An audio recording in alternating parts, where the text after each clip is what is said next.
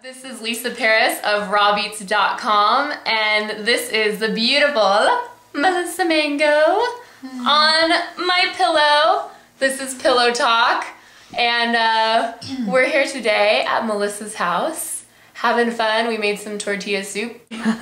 Get my cooties in there. Looks so pretty. It wouldn't be tortilla soup without Lisa's cookies. Yeah. The recipe will be posted on a video very soon.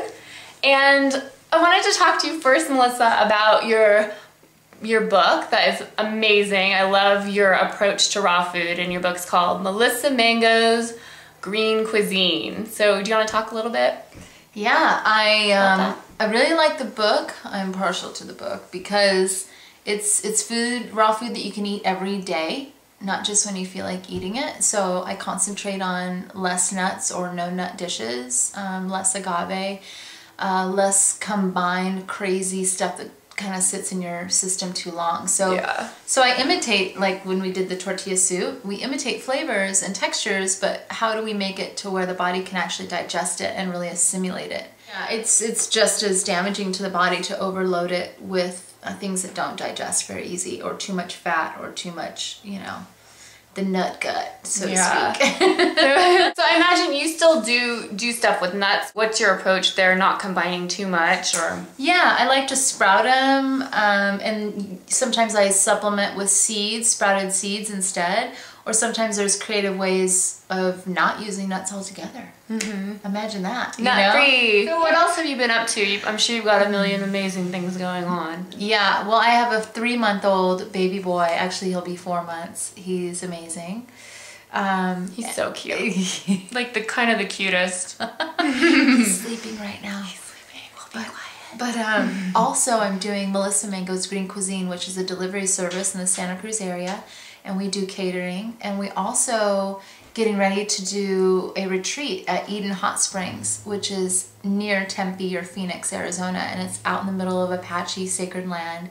It's phenomenal. There's all kinds of videos out there about it, and we're making raw food, we're swimming in geothermal hot springs, we're drinking water from the source, we're getting sunshine on our skin. It's daily yoga, daily drumming, and African dance and hooping workshops. I mean, it's really amazing. Sounds like heaven. Yeah, so I'm excited to be a part of that, and that happens April 28th through May 2nd of 2010. I'm also working on a book for recipes for new mothers-to-be, and also women that are breastfeeding their babies.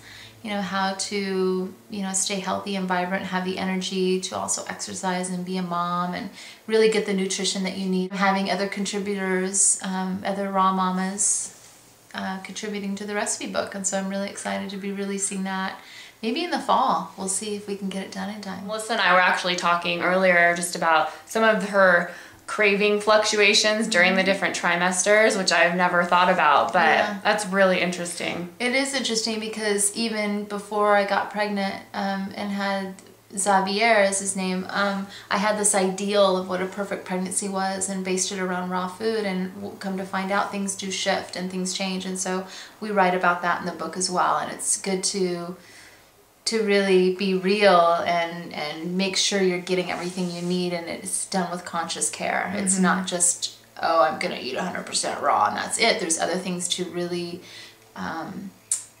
really look into, and so I'm excited to share that information with other women. Yeah, maybe we could even go outside and check out the garden. Yeah, we can go look at the garden. It's actually winterized right now, but we're getting ready to do some new planting. We put some new beds out there. Yeah, let's go outside and check it out. All right. All right. Melissa, look at your rad shoes. Let's go out in the garden. Right now it's a little wild and untamed and winterized. Let's give them a peek. But I'll kind of gorgeous. explain what we have going on here. Okay. Wow, it's really crazy up back here. This bed is where we have kale, and we also have tomatoes planted here. So next week when we pull all this stuff out, or till the soil a little bit, we can replant the tomatoes and get those things going and see what else will come back. And then we have more kale, and our cucumber plant usually pops up in that area. And we have a lovely thistle here, and this is why I wear these shoes. Yeah. We're probably, Thistle. David is really into Chinese medicine and making different tinctures, so he's going to actually pull that out and do some cool stuff with the root. We have a nice fire pit my mother put in. Your mom put that in? Yeah, my mom's pretty cool. Yeah, your mom's awesome. Durian and some coconuts in here. Yeah. So to all that don't know, that spiky little guy in the center. Yeah, this is a durian. This is durian. This is from Thailand, and it's this amazing, fatty, delicious, super stinky fruit that's awesome. FYI, if you take a romaine leaf and put durian in it, sounds weird, durian and a squeeze of lemon, no, romaine leaf, durian, squeeze of lime, squeeze of orange, and eat it like a taco.